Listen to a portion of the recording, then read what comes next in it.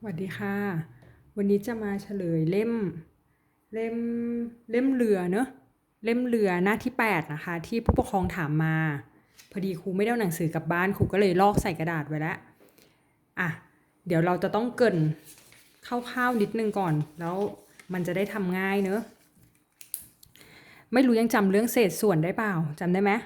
อย่างเช่นสมมติอันนี้นะอันนี้1แล้วก็มีขีดอย่างเงี้ย2เราจะอ่านว่าเศษ1ส่วน2โอเคไหมข้างบนเนี่ยอ่านว่าเศษข้างล่างอ่านว่าส่วนอ่านว่าเศษ1ส่วน2อย่างเงี้ยเป็นเศษส่วนจำได้ไหมแต่ถ้าเราจะได้ยินอีกคำหนึ่งคำว่าจำนวนคละจริงๆเรียนไปแล้วตอนป .3 นะจำนวนคละเนี่ยเช่น3นี่แล้วก็มีเลข1ขีดเลข2อย่างเงี้ยจะอ่านว่า3เศษ1ส่วน2เห็นไหม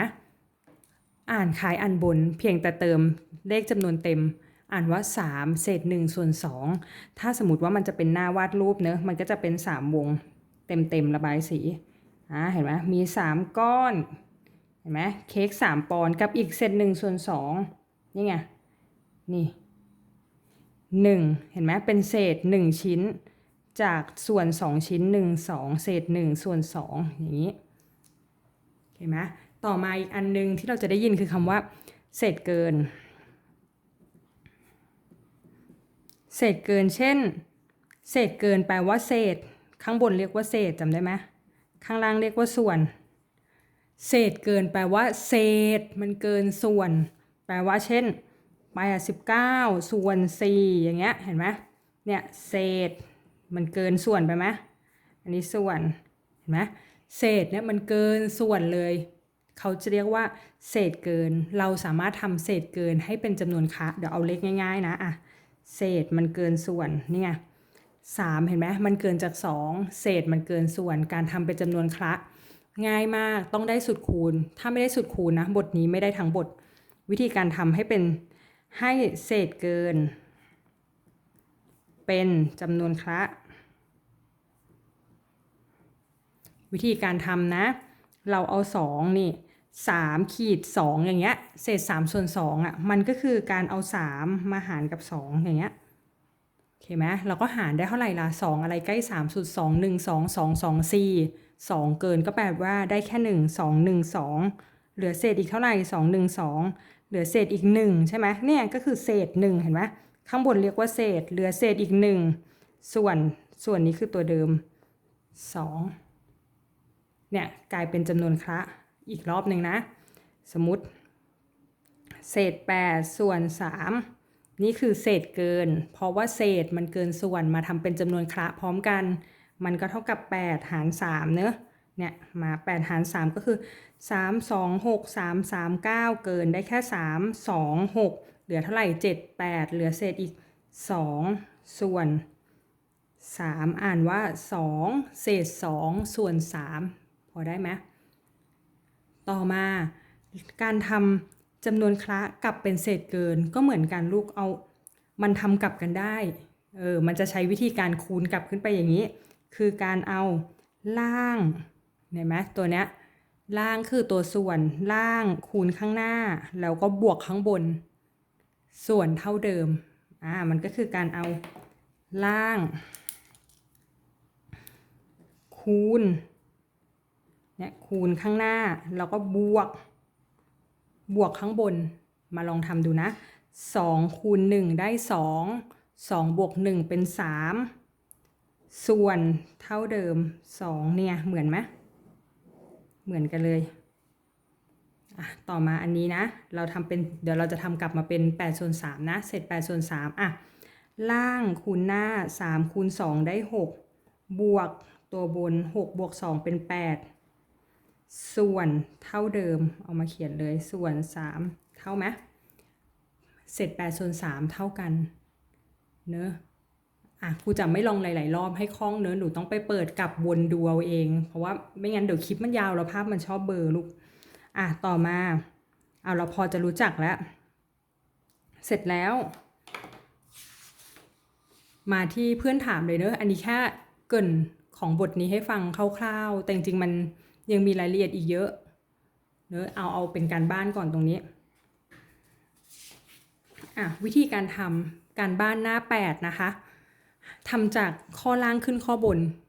จะง่ายกว่าเนอะมาลองดูกันว่าล่างขึ้นบนมันง่ายกว่าจริงๆทำจากข้างล่างนะจากข้อ4ใหญ่ขึ้นมานะลองดู36ส่วน4เศษ36ส่วนด้วย4จำได้ไหมที่เมื่อกี้บอกไปมันคืออะไรมันคือการเอามาหารมันก็คือการที่36มาหารกับ4เท่ากับเท่าไหร่เรียนไปแล้ว4 7 28 48 32 49 36ตอบ9ถูกไหมเพราะฉะนั้นเศษ36ส่วน4จึงมีค่า9นี่ไงเพราะว่ามันคือ36หารด้วย4แต่เขาเอามาเขียนอยู่ในรูปของเศษส่วนก็คือเปลี่ยนไอ้เครื่องหมายหารเนี่ยมาเป็นขีดอย่างนี้แล้วก็ใส่เป็นส่วนนี่ไงคือรูปเดียวกันเห็นไหมเนี่ยมันกลับไปกลับมาได้เพราะฉะนั้นตอบ9เหมือนกันเนี่ยข้อ1ตอบ9ต่อมาข้อที่2เศษ21นี่ส่วน7เหมือนกันมันมาจากอะไรมันเขียนกลับมันเป็นอะไรมันก็คืออย่างนี้รูปที่คุ้นตาถูกไหมมันก็คือ21หาร7ได้เท่าไหร่สูตรคูณต้องได้7 3 21เนี่ยเพราะฉะนั้นนี้ก็คือ3เนี่ยมันคือร่างเดียวกันลูกแต่มันแค่เขียนเปลี่ยนเป็นเศษส่วนให้เรางงเพราะฉะนั้นตอบ3ต่อมาอันนี้ก็เหมือนกันเลย100เศษ110ส่วน10เศษ110ส่วน10มันก็คือ110หารด้วย10อันเดียวกันเห็นไหมเท่ากับเห็นปะเขียนด้านข้างนี้ก็มีค่าเท่ากันเครื่องหมายเท่ากับหารกันจำได้ไหมตัด0ต้องตัดเหมือนกันตอบนี่ไงเหลือตัวเดียว11หาร1ได้11ตอบเลยว่า11เนี่ยแค่นี้ถูกจบพอทำอันล่างได้ก็จะเริ่มเข้าใจด้านบนต่อมาเขาบอกว่าให้เขียนตัวที่มีค่าเท่ากันเนอะกับจำนวนเต็ม3เพราะฉะนั้นอะไรก็ตามนี่ไงที่เขียนในรูปเศษส่วนอย่างเงี้ยนี่ไงนี่อันนี้ได้เลยเนี่ยเห็นไหมหารกันเราได้3เพราะฉะนั้น21ส่วน7ละ1อันถูกไหมเพราะว่า7 3 21ข้อนี้ตอบ3มีค่าเท่ากับ3หรือเราเอาอะไรก็ได้ที่หารกันอาจจะ9ส่วน3นี่ไง339เห็นไหม3หาร9 9หาร3 339นี่ไงมันคือการเอามาหารกันหรืออีกตัวหนึ่งก็เอาอะไรดีล่ะเอาแม่2บ้าง6ส่วน2เศษ6ส่วน2นี่ไง2 3 6ก็ได้3ต่อมา6เนี่ยเราก็ท่องสูตรคูณไปสิ6 3 18ใช่ไหมสมมุติเรา18อันนี้ก็ต้องเป็น3เพราะว่า3หาร18 3 4 12 3 5 15 3 6 18เห็นไหมมันก็คือล่างของ18หาร3เท่ากับ6เนี่ยคือคำตอบที่เหลือลองทำเองนะเพราะว่ามันไม่ยากถ้าสูตรคูณได้ก็ได้ต่อมาอันนี้ข้อ2ใหญ่ง่ายเลยพอได้อันนี้แล้วจำได้ปะที่อยู่ในรูปนี้นี่ไงเหมือนกับข้อนี้เห็นไหมเท่ากับ9นี่ไงการที่เราทำกับนี่ไงเศษ36ส่วน4มีค่า9ถูกปะลูกถ้า9คูณ4เท่ากับ36เห็นไหม9คูณ4เท่ากับ36เห็นไหมคำตอบที่ได้คูณด้วยส่วนก็ได้เท่ากับเศษ9คูณ4 36ข้อนี้เห็นไหม3คูณ7เท่ากับ21ข้อนี้11คูณ10เท่ากับ110เพราะฉะนั้นฉันใดก็ฉันนั้นอันนี้ก็จะเหมือนกันเห็นไหมนี่ไงมันก็คือ6คูณ4ได้24ถูกไหมนี่ไง6คูณ4เท่ากับ24ถ้าปิดตัวนี้ก็จะเหมือนข้อข้างล่างที่ทำไปแล้วก็คือ24หาร6เนี่ยมันก็มีเท่ากับ24หาร6ได้6 4 24นี่ไงก็ตอบ4เห็นไหมถ้าครูปิดตัวนี้ก็คือเอาตัวนี้มาคูณกัน6คูณ4ได้24โอเคปะถ้าปิดตัวนี้ล่ะ4กับ24ส่วนเป็นอะไรเอาอะไรมาหารดีก็นี่ไง4 6เอา6มาหารไง6หารเห็นไหมเอา6มาหารเป็น24หาร6ได้4เห็นไหมมันก็วนไปวนมาเป็นคำตอบของมันอีกรอบหนึ่งนะสมมุติถ้าโจทย์ถามตัวนี้ เพราะฉะนั้นนี่ต้องเอามาคูณกัน6คูณ4ได้24โอเคไหมถ้าปิดตัวนี้ก็คือ24หาร6 6หาร24เห็นไหม24หาร6 6 4 24เนี่ยคูณกัน4ครั้ง6 4 24ถ้าปิดตัวนี้ล่ะเห็นไหมเอาอะไรมาส่วนก็คือเอามาหารจำได้ไหมส่วนก็คือเครื่องหมายหารเอาอะไรมาหารดีนะ4เราก็ท่องไม่4 4 6 24เอา6มาหารเนี่ยโอเคปะรอบสุดท้ายนะอันนี้มันโดนหารอยู่แปลว่าเลขข้างบนมันต้องเยอะกว่าเนอะทำยังไงให้เลขข้างบนเยอะกว่าก็เอามาคูณกันไง6 4 24ต่อไปปิดนี่มันได้4ข้างหน้าเนอะเราก็รู้แล้วว่าเลขข้างล่างต้องน้อยกว่าข้างบนเอาอะไรมาหารดีนะเอา4ไปหาร24 4 6 24เนี่ยโอเคมาที่อันนี้ก่อนก็ได้คล้ายๆกันถูกไหมปิดตัวบนมันต้องมากกว่าทำไงดีนะเอามาคูณ12 8 9 16นี่ไงแต่ถ้าสมมติเขาปิดตัวล่างมาหนูก็รู้แล้วเอาอะไรมาหารนี่ไงหนูก็เอานี้หารอันนี้เลย8อะไรได้96 8อะไร12ไง12 8 96เห็นไหมมันจะวนกันเพราะฉะนั้นอันนี้ก็เหมือนกันเอาอะไรมาหารก็จับหารก่อน10อะไร60 16 60เพราะฉะนั้นตอบ6อันนี้ก็เหมือนกันปิดตัวนี้เอาอะไรมาหารดีเราก็จับตัวนี้หารกันเพราะเลขมันต้องน้อยกว่าเนอะ5อะไรได้45 5 9 45โอเคไหมเดี๋ยวครูลองตั้งโจทย์เองอันนึงนะสมมุติเขาปิดอันนี้กลายเป็น5เท่ากับสี่เหลี่ยมอะไรก็ไม่รู้โจทย์บอก9มาแล้วนี่ไงทำยังไงล่ะปิดตัวนี้เลขข้างบนต้องมากกว่าอันนี้มันหารอยู่ใช่ไหมแสดงว่าเลขข้างบนมันต้องทวีคูณเอา9มาคูณ5 9 5 45ตอบ45นี่ไงเหมือนกันเปลี่ยนกลับไปกลับมาโอเคไหมมันจะมีแค่หารกับคูณเศษส่วนนะเนอะมันจะเป็นเรื่องหารกับคูณเป็นหลักถูกไหมลองทำดูว่าตัวเองทำถูกไหมต่อมาพอมาอันนี้ก็จะคล้ายๆกันถ้าเราเข้าใจอันล่างแล้วเข้าใจหลักการแล้วเนอะเอามาที่ข้อ1ก่อนเนอะเราก็รู้อยู่แล้วสมมุติเราปิดทั้งหมดเลยเมื่อกี้ที่ครูบอกนี่ไงเอามาหารแปลว่าข้างบนต้องมากกว่ามันต้องทวีคูณขึ้นไปเพราะฉะนั้น2คูณ3เป็น6แปลว่าก้อนข้างบนทั้งก้อนเนี่ยต้องได้6ถูกไหมถ้ายังไม่มีตัวเนี้ยก็จะเป็น6ส่วน2เนอะเพราะว่า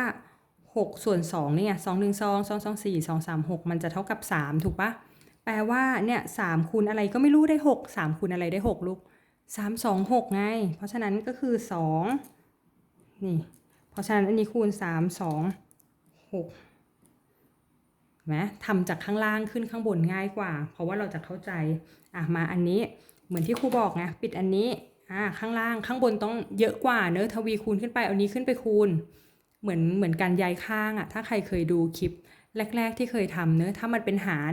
ย้ายไปฝั่งนั้นฝั่งเนี้ยต้องเปลี่ยนหารเป็นคูณเนอะก็เป็น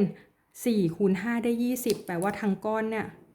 ต้องมีค่า20หนูเขียนตรงนี้ก่อนก็ได้มันมีค่าเท่ากัน20ส่วนเนี่ย20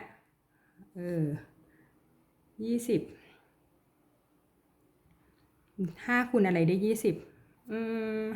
1 5 3 5 4 20ถูกไหม5 4 20นี่ไง20ส่วน4เท่ากับ5อันนี้ก็ใส่เท่าเดิมส่วน4เนี่ยเพราะ4หาร20 4 5 20ต่อมาข้อที่3เหมือนกันปิดอันนี้ขึ้นไปคูณ7 7 49แปลว่าทั้งก้อนเนี้ยจะต้องมีค่า49หนูเอา49มาใส่ตรงนี้ก่อนก็ได้ลูกเพราะมันก็จะมีค่าเท่ากันนี่ไงเพราะมันเป็นเครื่องหมายเท่ากับแปลว่าอันนี้ต้องมีค่าเท่ากับก้อนกลางแล้วก็ปิดค่าเท่ากับก้อนริมเพราะมันเป็นเท่ากับหมดเลยทุกก้อนจะมีค่าเท่ากัน49ส่วนเนี่ยเท่าเดิม7เอามาเขียนเขามีเลข7ให้นะ7อะไรได้49 7 7เพราะฉะนั้นนี้ตอบ7ต่อมาก้อนนี้เหมือนเดิมปิดตรงนี้ไว้ก่อนนี่เห็นไหมใส่ส่วนก่อนก็ได้เริ่มเก่งละใส่ส่วนก่อนส่วน8ปิดก้อนนี้8 9 72เอา72มาใส่ก่อน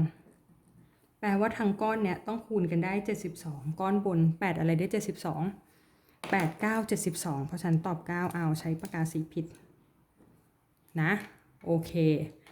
ใครยังไม่เข้าใจก็ลองดูวนใหม่อีกรอบหนึ่งลูกเพราะว่าแต่ถ้า สูตรคูณไม่คล่องแล้วอะ